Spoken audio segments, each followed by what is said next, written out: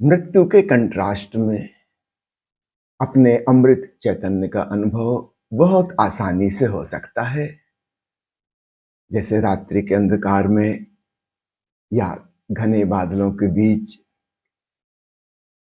चांद तारे चमकते हैं, बिजली चमकती है, सारे अनुभव कंट्रास्ट में होते हैं।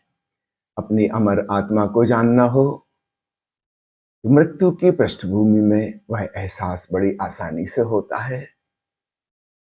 इसके पहले कि हम आज की विधि पर आए, मैं आपको स्मरण दिलाना चाहूंगा विज्ञान भैरव की प्रथम 9 विधियां श्वास से संबंधित हैं, जिनमें पहली 7 विधियों में तो साक्षी भाव पर जोर है, श्वास के अलग अलग बिंदु पर। 8वीं विधि बिल्कुल अलग है, साक्षी भाव पर नहीं भक्ति भाव पर जोर है। और 9वीं विधि बहुत अनूठी है। वास्तव में 9वीं विधि एक विधि नहीं है, 9वीं विधि में 4 विधियां इकट्ठी जुड़ी हुई हैं।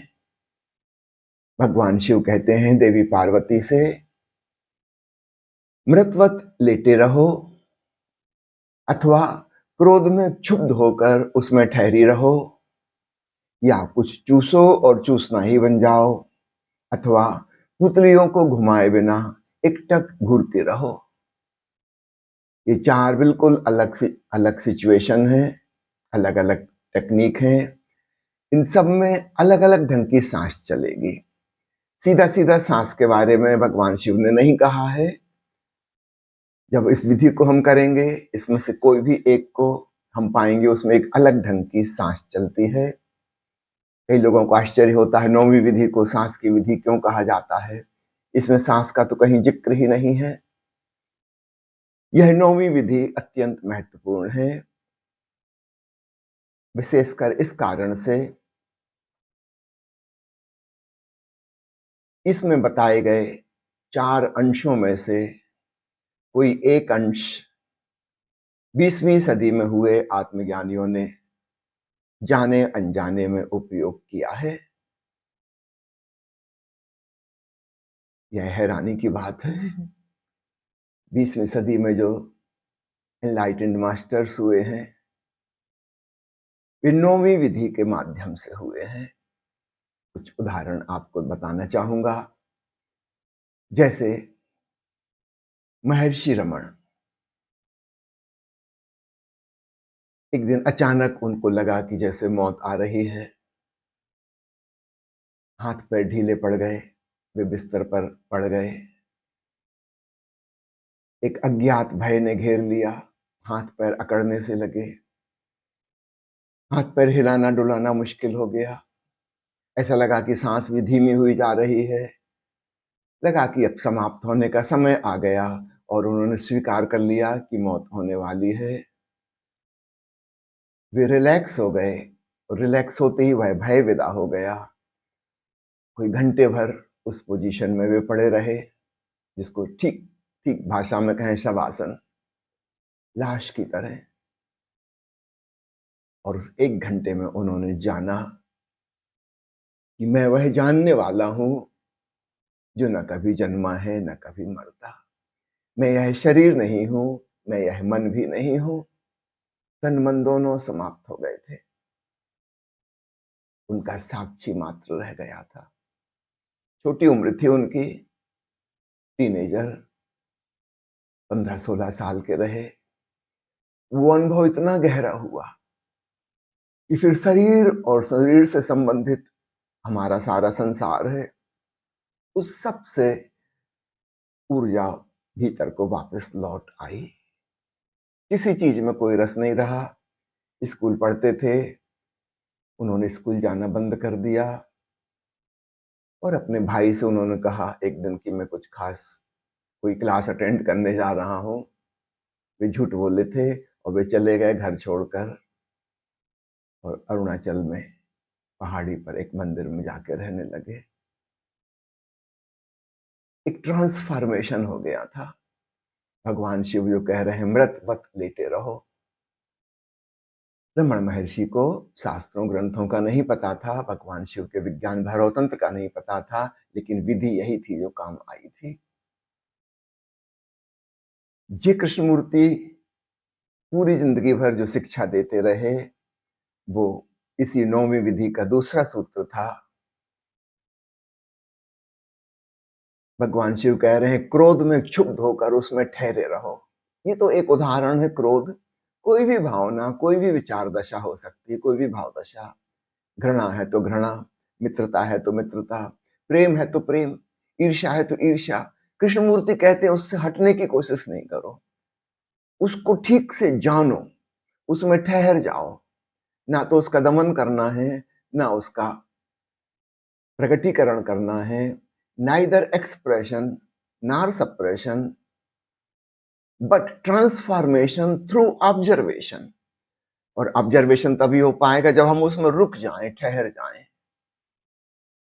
ये कृष्णमूर्ति की सारी शिक्षाओं का सार निचोड़ अगर निकालें तो वो यही है कि जीवन में जो घटित हो रहा है उसमें तुम रुक जाओ, उसको ठीक से देखो, अवलोकन करो। Be a observer whatever is happening. तो क्रोध तो एक उदाहरण हुआ। कोई भी भाव दशा, कोई भी विचार दशा, कैसा भी मूड, उसमें ठहर जाओ। ना तो उससे बचने की कोशिश करो, ना उसे हटाने की कोशिश करो, ना उसे बुलाने की कोशिश करो। कोई निर्णय नहीं, अच्छा बुरा, शुभ अशुभ, कोई पक्षपात नहीं। बस चुपचाप देखो, जानो कि क्या हो रहा है। और ट्रांसेंडेंस, रूपांतरण घटित हो जाएगा। वो रही भाव दशा, और ये रहा मैं उसे जानने वाला। जब वह भाव दशा नहीं आई थी तब भी मैं था, जब वो भाव दशा चली जाएगी तब भी मैं होऊंगा, उसके दौरान भी मैं हूं। मेरा होना पृथक हो गया। जॉर्ज गुरजेफ की सारी विधियां जो थी वो भगवान शिव के सूत्र में समाई हुई हैं। भगवान शिव कह रहे हैं, कुछ चूसो और चूसना ही बन जाओ। यह भी एक उदाहरण है। कोई भी कर्म करो, उसी कर्म में पूरे डूब जाओ, उससे भिन्न ना रहो।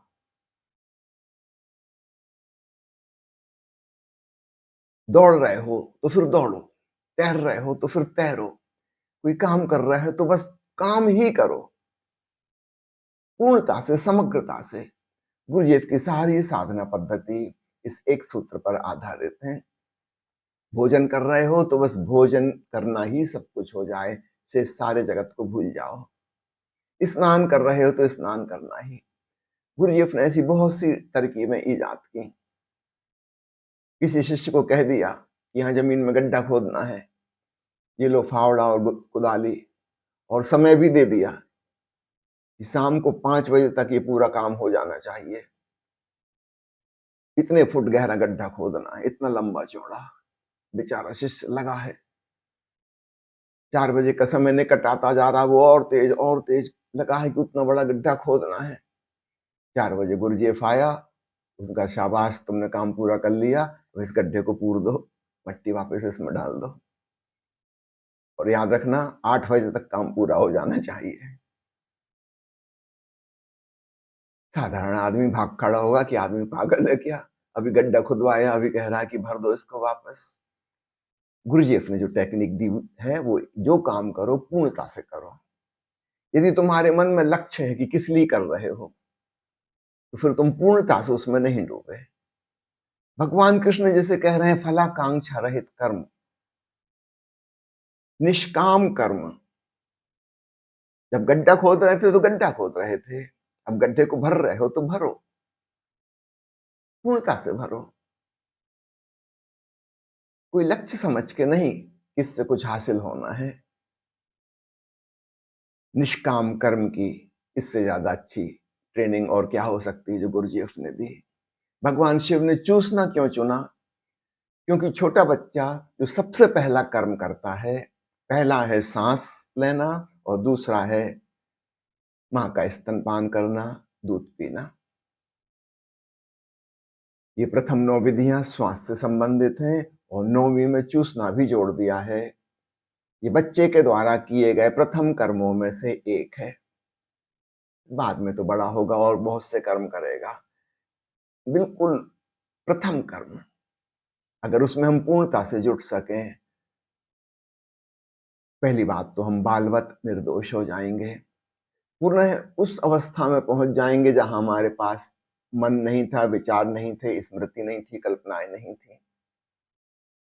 बस चूसने का कर्म हो रहा था और कुछ भी नहीं। वो पूरी तरह उसमें लौलीन थे, तल्लीन थे।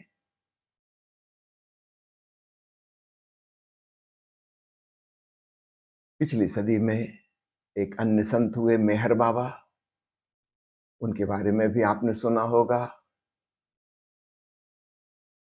उनकी सदगुरु बाबा जान ने उनके माथे पर तीसरे नेत्र पर चुंबन लिया और उसके बाद फिर वे निढाल पड़ गए। करीब 8-9 महीने तक बेहोश जैसे पड़े रहे।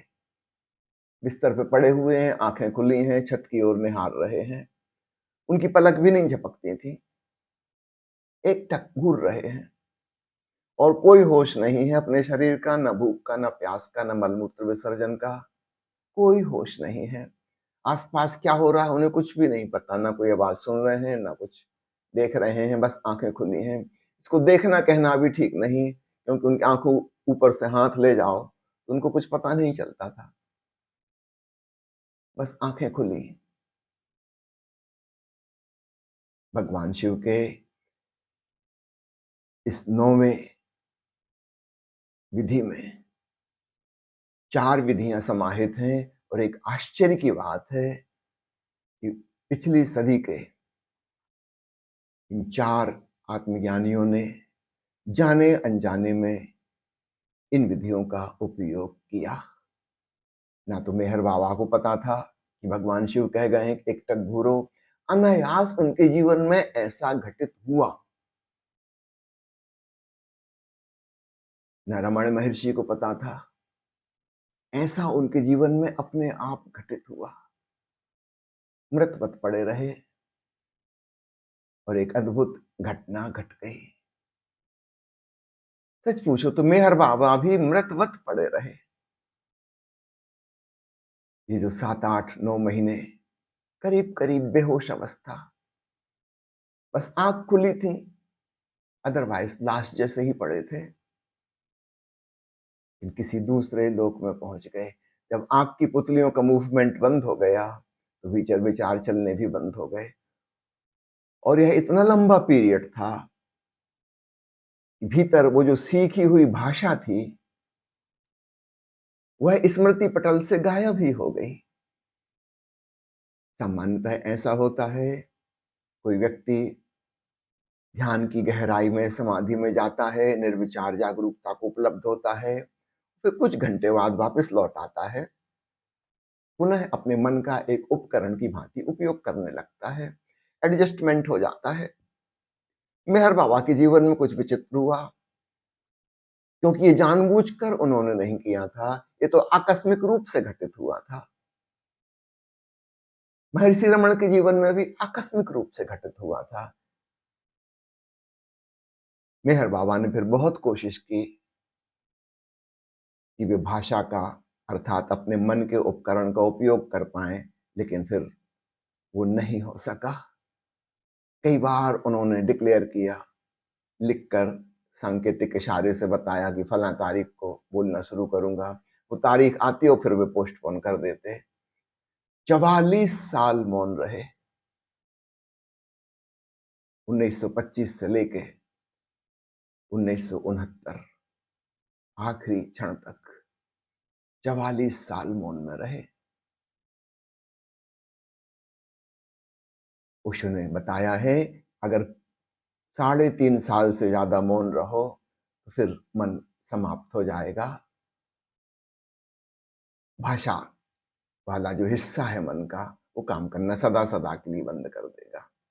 ओशो ने भी मौन धारण किया था 1981 में, लेकिन 3.5 साल बाद उन्होंने पुनः बोलना शुरू कर दिया, क्योंकि यह बात उनको किसी संत ने बताई थी कि 3.5 साल से ज्यादा चुप कभी मत रहना, वरना फिर बोल नहीं पाओगे।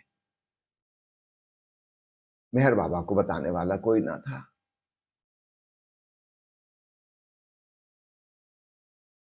प्यारे मित्रों, इसलिए विज्ञान भैरव तंत्र की इस 9वीं विधि को मैं एक अनूठी विधि कहता हूं। इसमें 4 हिस्से हैं और पिछली सदी में हुए आत्मज्ञानियों के जीवन में इन 4 में से कोई ना कोई हिस्सा जाने अनजाने रूप से फलीभूत हुआ है।